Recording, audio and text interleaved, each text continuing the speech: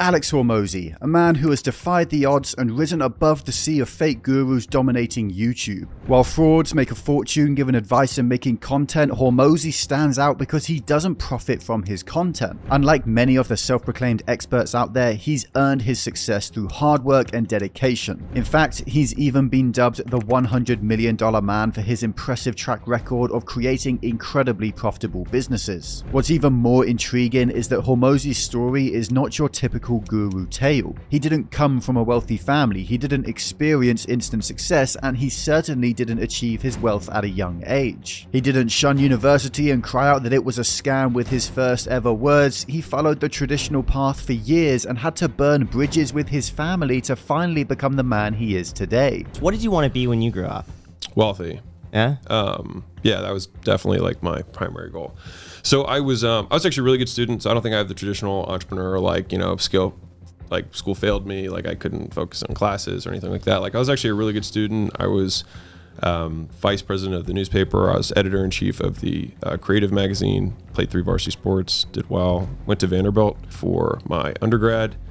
Graduated in 3 years. The biggest reason Alex didn't have the typical business sob story is his Middle Eastern father. An Iranian immigrant, he moved to the US with effectively nothing and built a life for himself and his son, raising him as a single father after he'd had a horrible breakup with his wife. Immigrant parents can be infamous for pushing their kids in a certain direction, which can be both a good and a bad thing, but for Hormozi, it was certainly a bad thing. He grew up a successful kid, doing well in school and college, going down the typical route of business, hoping to work for a multi-billion-dollar company as just one fish in a giant ocean. After studying at Vanderbilt and finishing his 3-year course, Hormozi set off to make money. From his dad's perspective, that was going to be working for someone else doing management consulting. And Alex did end up in the world of contracting for 2 years, but he hated the experience and quit after many months of genuinely wishing he would not wake up every single morning. He knew that he wanted to do his own thing and start a business, but what he didn't know was how. His father was pushing him in the direction of business school, getting another degree, and simply advancing in that same soulless career that he'd already begun. Alex went and did the GMAT, which is essentially a harder version of the SATs, and he aced it, but part of applying to business school involved answering a question. I was answering the question for like the Harvard MBA, and it was like, how will Harvard MBA help your short and long-term goals? And I sat there for like 2 days trying to answer the question, and I was like, it just isn't.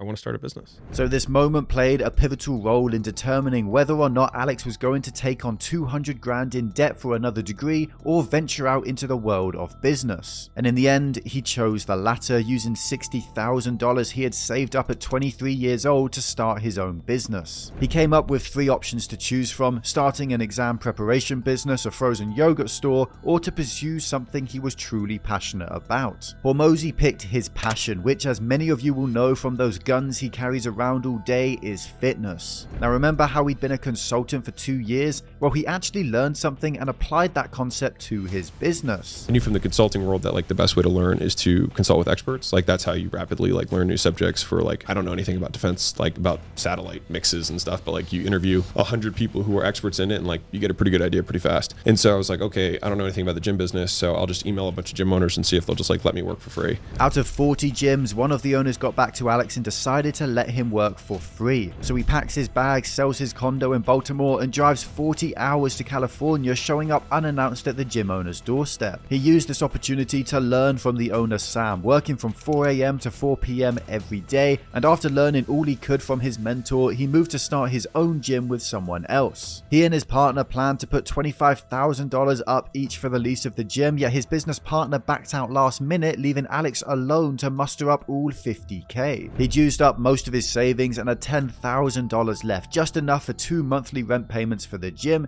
He couldn't even afford to pay rent for his own place, so he ended up just sleeping on the gym floor. But it's when your back is up against the wall that you excel, and Alex did just that, running Facebook ads at a time when they were criminally underused, and he killed it. He made so much money, he funneled the cash he made from one gym into eventually 6 separate gyms, and he now owned a chain of gyms and decided that as he'd seen some success, he'll join an internet internet marketing mastermind and spoke passionately about his business model. And so I got up there and I was like, I kind of just walked them through what I just walked you through. It was like, this is my model. This is how we acquire customers. This is our LTV. This is our cost of acquisition. This is how much it costs me to open a gym. This is how many like gyms I can open per month based on this cash flow, whatever. And I like talked really fast and I was like, so what do you guys think? Yeah. It actually like killed me because I was like in front of all these people. I like gave this like whole spiel about like why I thought it was awesome. I think you should be showing other people how to do exactly what you just talked through. And then he said like the sentence that changed my life, which was, I think you have a level 10 skill set and a level 2 opportunity. He's like, I think you should be building these types of businesses, not like opening and running gyms. This was a pivotal moment for Hormozi because now he'd move on to the next phase of his business, which was essentially opening and launching gyms for owners around America. He'd fly out to the location, set everything up for the owner, and collect his fees and commissions after he completed the job. The issue is, there was an inherent flaw in his business model. Most of the gym owners were terrible. They couldn't sustain what Alex built for them, and many customers were refunding their memberships, and that came out of Alex's end. He was fed up of the gym business and decided to quit, instead focusing on growing his wife's business with her. He did this, and whilst helping his wife expand and grow her business, Alex received another life-changing phone call from a gym owner. This gym owner was asking for Alex's help with his gym, with the stakes higher than ever before. Dude, I just refinanced my house. I maxed out all my credit cards, like just to make this gym work. I've been doing this for 3 years. Like you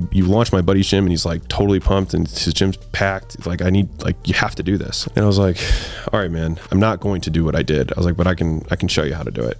Call it my getting out of the gym business, like sell my secret sale. And he's like, well, how much? And I was like, and I remember thinking like the highest number I could possibly imagine, which was at the time, $6,000. Like that was like the highest number I could, just to show you where I was. And he was like, done. And I just remember like staring at the phone and being like, $6,000. Like, so he replicates this, calling up his network of owners that he had come to know from his previous business, offering to sell his secrets and growth system, and it was a hit. He did $60,000 in a day in sales, almost all of which was profit because the info product was already made and all Alex had to do was sell it. And this business grew to become a multi-million-dollar empire, $46 million actually, as he sold it for that figure in 2021. And he took the money he made there and built what we know him for today, acquisition.com. This is Alex's $100 million baby, the machine that churns out millions every single month. The company focuses on acquiring medium-sized businesses, with their smallest portfolio member doing $3 million per year in revenue. The company now has a track record of acquiring underperforming businesses and turning them around by increasing efficiency, improving marketing, and using growth strategies. And acquisition.com also offers consulting services to help other entrepreneurs and business owners scale their operations and achieve their growth goals. They brand themselves as an education company, and it makes sense because Hormozi's content model isn't to profit via ad revenue, but to bring as many eyeballs as possible to him as someone who mentors and grows small businesses. He'd been growing his social media arm of this marketing plan for a few years now, starting back in 2017. He ran his own podcast purely discussing business ideas centered around running gyms. It makes sense. It's what his passion and specialty was, but was it big enough to put him out there to the world? The answer, of course, was no. So a couple of years ago, Hormozi decided to dedicate most of his time to content and become the marketing for acquisition.com. He changed niches, focusing on business as a whole rather than just gym owners, and alongside this, he implements proven strategies to his own businesses, and the tatification and beastification strategy are tools that he used. Tatification involves making as many podcast appearances as possible to bring awareness to your face and personal brand, and then clipping up those long-form pieces of content for even more attention. The man who mastered this, of course, became the world's most Googled man, Andrew Tate himself, while beastification focuses on creating content that has people hooked, and before doing this, Alex would keep a whiteboard by his side and talk at the camera for 30 minutes. But with how young people's attention spans are suffering, this simply isn't going to keep an audience engaged, so he implemented beastification, which involves extreme hyper-editing to retain viewers. He grew in both subscribers and views, amassing a name for himself not only on YouTube, but on Twitter and TikTok as well. In the last 90 days, I spent $240,000 on content creation, videos like this. But why on earth would he even bother paying out that much just to break even from his YouTube channel? He's providing value and insight for those looking to enter the world of business and to compete with him, all for free, right? Well, unfortunately in life, nothing is free, and we all pay the price in some way. And in this context, Alex is actually making millions from this, just not directly and not immediately. You see, most business gurus are fake and have the same cookie cutter way to scam you. First, they make content about how rich they are, then they run ads promising to teach you in their free training, which you need to sign up for using your email email, and finally, they funnel you into their course after you watch their pre-recorded live video.